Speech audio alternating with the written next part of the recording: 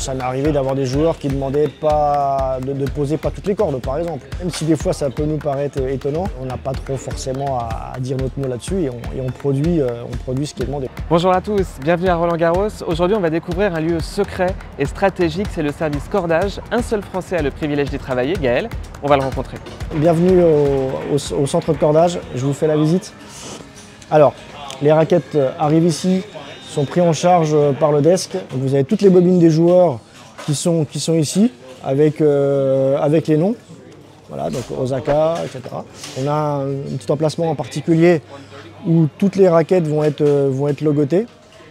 Donc là on est 24 cordeurs, on est 11 nationalités différentes. On va être sur, on va quand même être 7000 raquettes sur la quinzaine. 99% des joueurs et joueuses se cordent ici.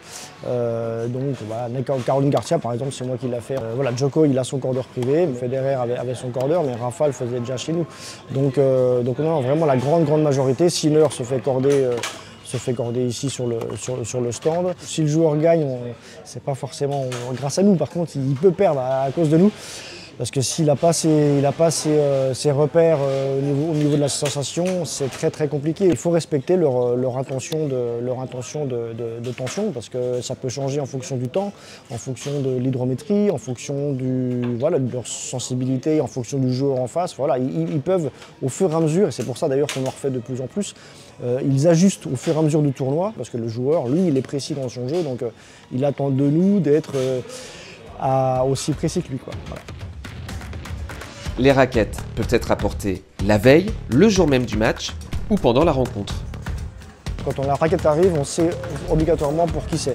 On a surtout des instructions en termes de tension, quelquefois une spécificité au niveau de l'emplacement du nœud. En tout cas, nous, de notre côté, effectivement, la partie technique des produits, des raquettes n'est pas à dévoiler et on a un devoir, on va dire, de discrétion et c'est normal.